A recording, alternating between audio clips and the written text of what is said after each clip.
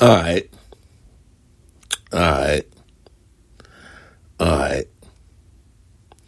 The immaturity in me had to name it pride with pause and parentheses because we all know the type of world we live in.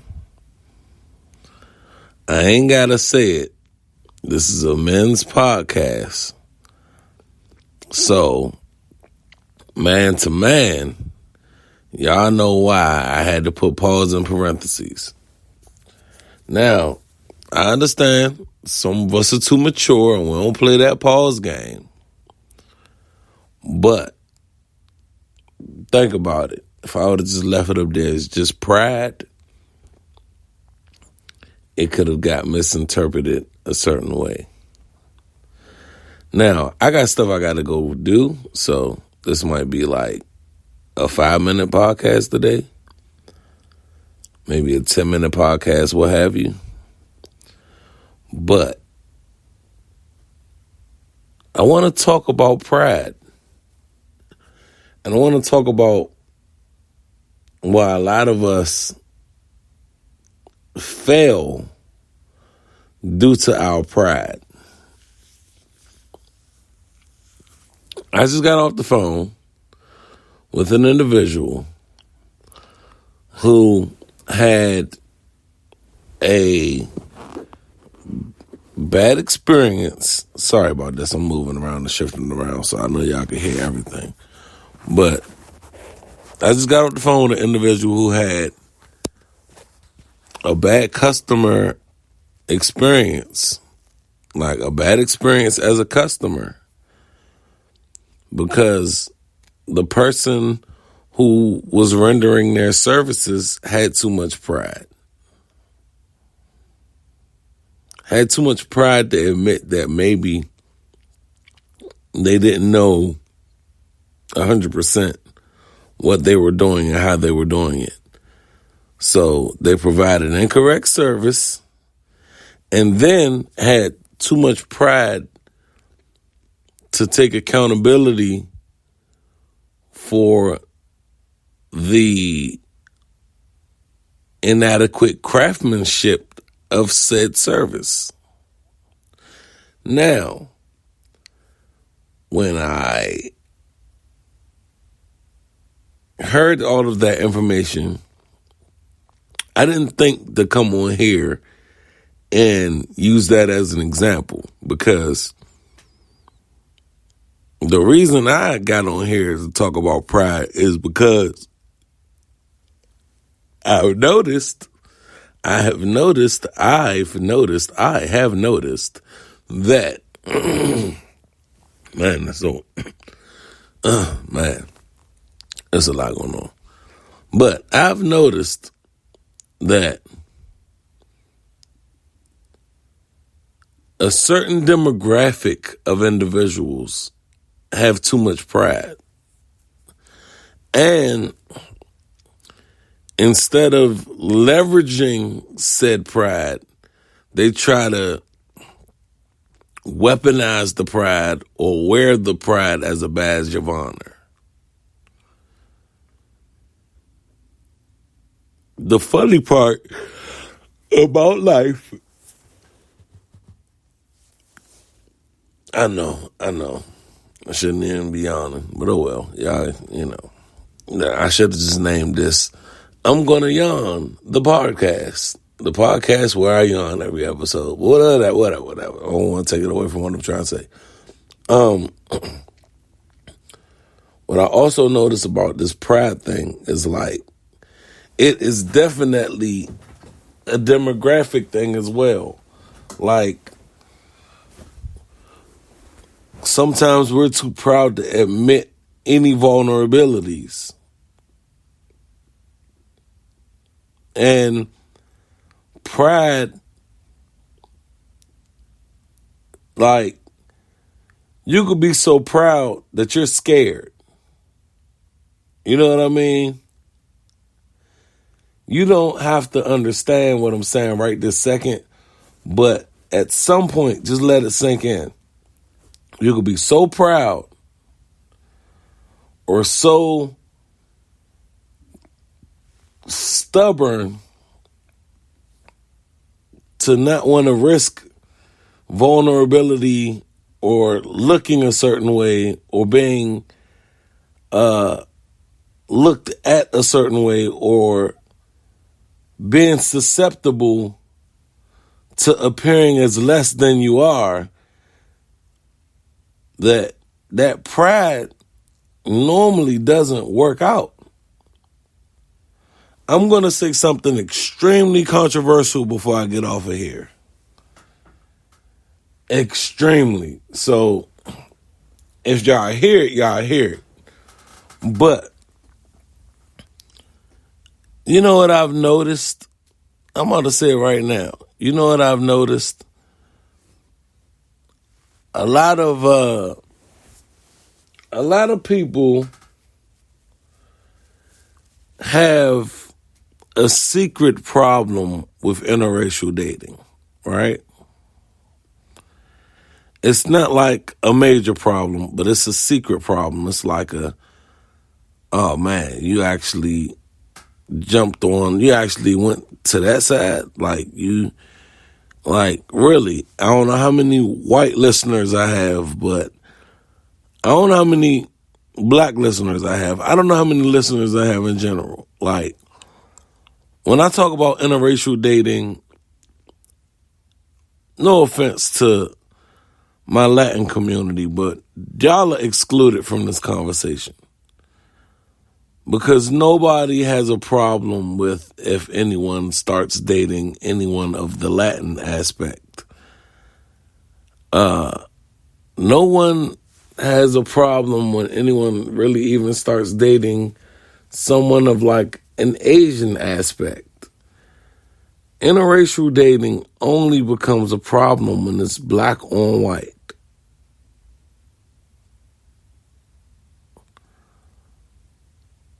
And to go even deeper into this conversation, interracial dating never gets looked at as bad when it's a black woman and a white man. Ever. You know when interracial dating gets looked at bad? When it's a black man and a white woman. Why have I brought this topic into this conversation about pride? Well, what I have noticed is, and this is just in general conversation, this has nothing to do with like even getting even as deep as a relationship or any of that. I was at work. I'm wearing something extremely noticeable. So you have to see me before you start looking everywhere else. So I'm at work, extremely noticeable. And I noticed every white woman had no problem saying, "Hi, how you doing? Can you tell me where this is?" I also noticed that all of the black women did not want to ask me where anything was at. They would instead get lost, go in the wrong direction, and then I have to say, "Hey, do you need any help?" Now,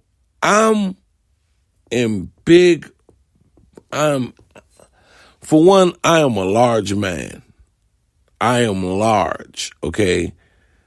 I might not be the tallest man in the world, but I'm right at average height for a male, or average expected height for a male, and I'm large. I'm wearing noticeable colors I have on attire which tells you that I belong in this space for a reason. The black ladies walked right past me until they tried to walk towards a door that wasn't open. And it really rang off. Like, now I get to see what's going on. Now I understand why white women can get the black man so easily. At first I thought it was like it had things to do with like fetishizing and like a whole different thing. Like sometimes the issues don't be as deep as we might make them to be. What I discovered in that brief, microcosm of a situation where, honestly, I promise you, every white woman, even if they thought they knew where they was going, they still asked, hey, is this where I need to be going? Where do I need to be going? All of the black women, I don't need no help. But clearly didn't know where they were going. So that immediately in my brain said, oh, the black woman has too much pride. The black woman has too much pride. They're too proud to admit when they need help. They're too proud to admit, and this isn't specific to all black women. Like, my take ain't specific to all white women. But what I noticed in just that little case study that I didn't invent myself, I was there to direct traffic. And I noticed in that brief minute, like that brief little moment of trying to direct traffic, that the white woman had no problem swallowing that stubbornness and asking for help, asking for directions, asking for clarity. When these black women swear they knew where they was going and still ended up needing someone to tell them exactly where to go. No, you have to go right there, ma'am. Well, can we walk through those doors? No, you can only go through the doors that are open, ma'am.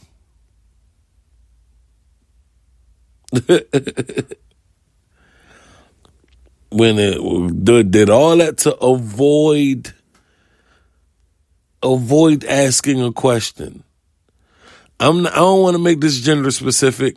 A black man will avoid asking for help unless he is really down bad.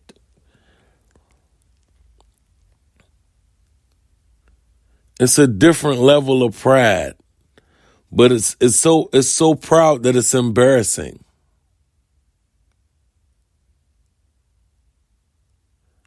We got to get out of our own way. We have to get out of our own way, guys and gals. We have to stop that. All this, I'm too proud. Don't be too proud. If you don't know something, get the information. Drill the individuals about the information.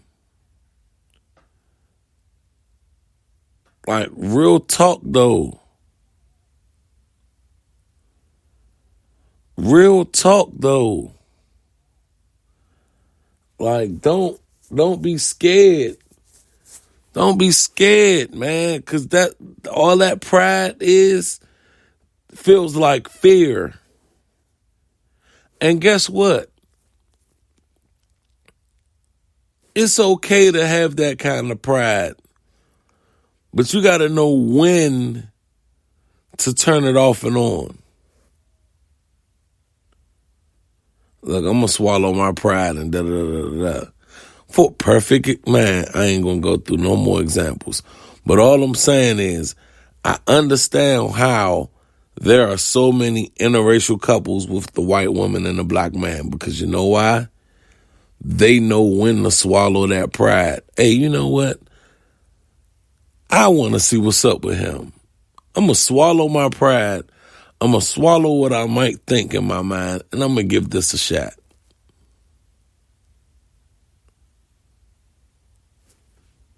You can't be mad at that. Yet, the proud black woman is somewhere mad at the logic of the white woman who chose to swallow her pride.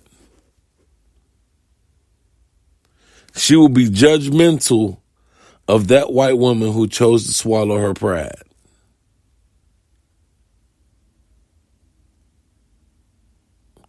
I know a lot of super proud Spanish men too, but we ain't gonna go there. I ain't gonna get it. I ain't gonna do that to y'all.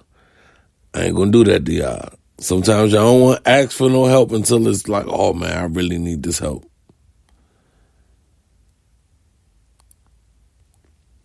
No offense to Spanish people. I love my brothers. Those are brothers from another. Like, really. Those I love those women. Those are sisters from another mister. You hear me? Like, but we have to do better on a realistic scale. We got to do better. Because the second we start doing better and understanding that it is better out here, we will understand that life can be pleasant if we start putting that pride to the side. Don't be too proud. Don't have so much pride that it causes you to fail. I'm not saying this to just you all. I'm saying this also to myself. And this has been another lovely episode of It's Okay Not to Be Okay. Oh, and if anyone is offended by anything that I've said in this podcast today, that's your fault. I'm not apologizing. I've seen it with my own eyes what has happened. Everybody's too proud to admit anything. Nobody wants to be vulnerable. Everybody want to be so hard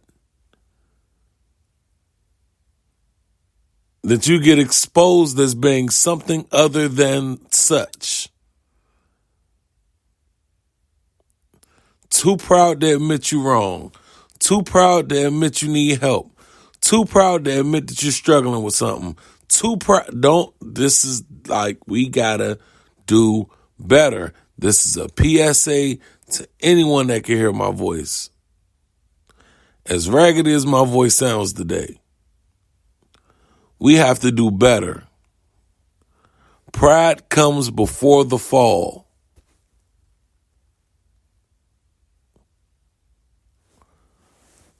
Y'all let that sink in. This has been another lovely episode of It's Okay Not to Be Okay. Y'all have a nice day.